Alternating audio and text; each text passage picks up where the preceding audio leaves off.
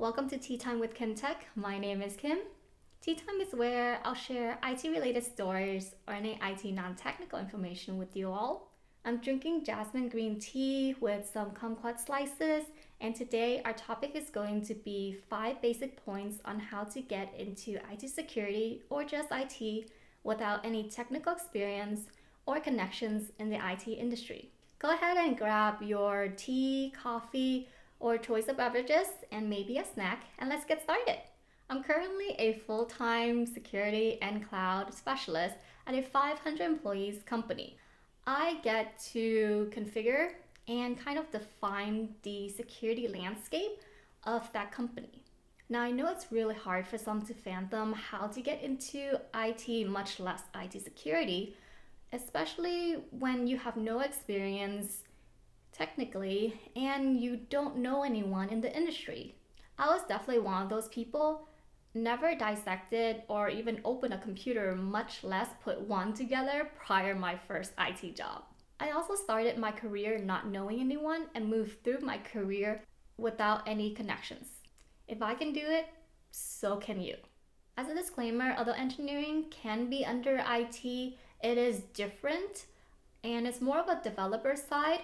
So one of the recommendation or one of the basic rules here may not apply to this particular role or field, as I'm not familiar with the developer side of the world. Also, I'm not saying there's anything wrong with knowing someone, having that connections or that technical background. That's great for you because you had a leverage and advantage that I didn't have. So this video is simply for those who are in the same situations as I was when I started out with nothing. Now, this is based on my experience, and it's not easy, but it's definitely possible. And you can definitely thrive in the industry if you're passionate about it. A quick background time.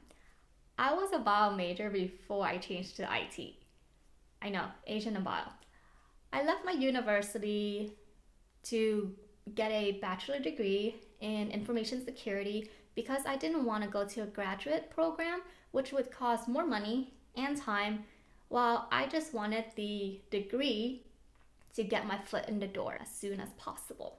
Although I had an internship, but my internship was doing more website design than InfoSec, and I wasn't being paid. However, I was hoping that the internship would give me some connections or networking, so to make it easy for myself to get into IT industry. Unfortunately, the networking never took off, but I was fortunate enough to apply and find a job 3 months before I graduated, my first IT job. And ever since then, every 2 to 3 years, I've been advancing my career. It's been a slow but very steady process where I know I wouldn't lose my footing if anything were to happen. Now for the 5 basic points on how to get into IT or IT security without knowing anyone or having any technical experience. Point 1. Take any help desk or IT support role that you can, because it's going to get your foot in the door in IT a lot easier that way. Starting from the bottom. My first IT job was 36 miles each way, and my shift was 7 a.m. to 4 p.m. So I had to wake up at 5 in the morning just to make sure that I can leave at 5:30 and make it to work on time. And traffic home was horrible because it took me 3 hours one time just to get home because there was an accident. Getting your foot in the door is one of the hardest steps. So start at the bottom and take any IT support or help desk job that you can. Point 2. When you go to an interview, bring all the necessary paper and a working pen. If you just graduated, bring multiple copies of your resumes, transcripts, and a few blank pages. If you graduated over a year already, bring copies of your resumes and a few blank pages. The multiple copies are in case it's a group interview, so you are ready to pass them out and look prepared in front of the interviewers. I recommend 5 copies, as I've conducted interview in the past with 4 other interviewers in the same room. My first IT job was an IT support specialist, and my supervisor at the time told me that I was the only one that brought a pen and a transcript to the interview.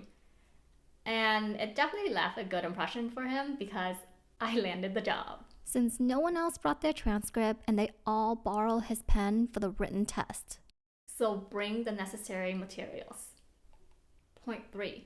Perform your responsibilities and perform them well. Don't be average unless that's the life you want to live. My role at that time was an IT support coordinator and was simply to forward tickets to the right support people, answer calls, and be the first level support.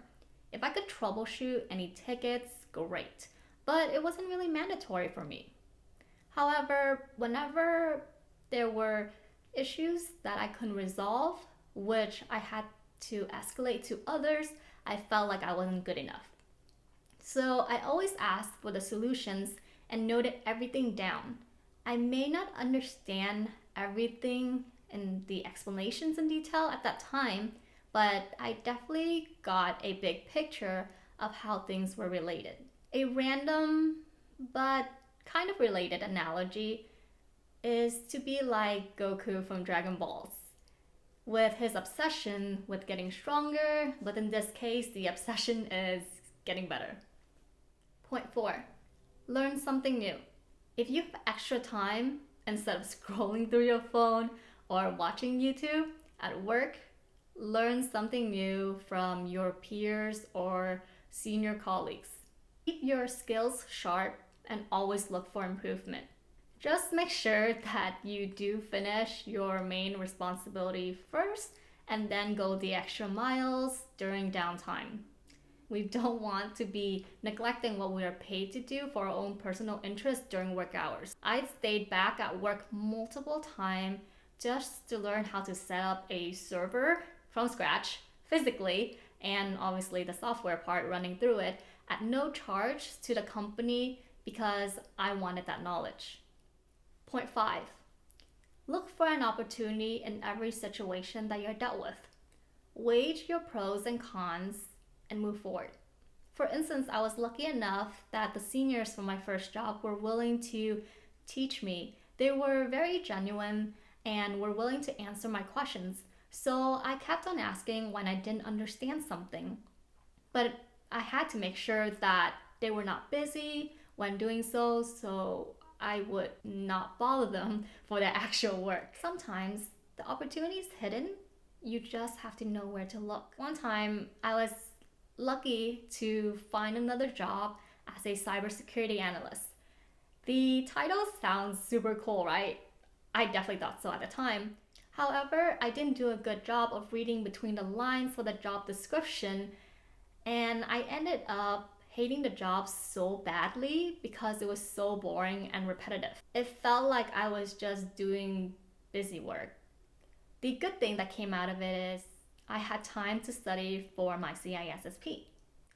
And it helped me realize what I wanted to do from what I was hating doing. Now, there's nothing wrong with being a cybersecurity analyst or repetitive work. Don't get me wrong.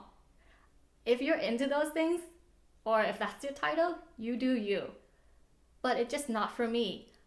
I'm the type that likes to or loves to learn new things and explore. So doing repetitive work is not my thing. It's a personal choice, personal preference. Anyways, those are my 5 basic points.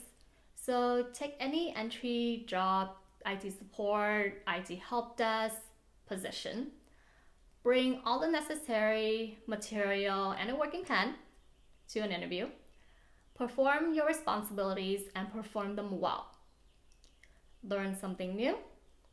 Look for an opportunity with the situation you're dealt with.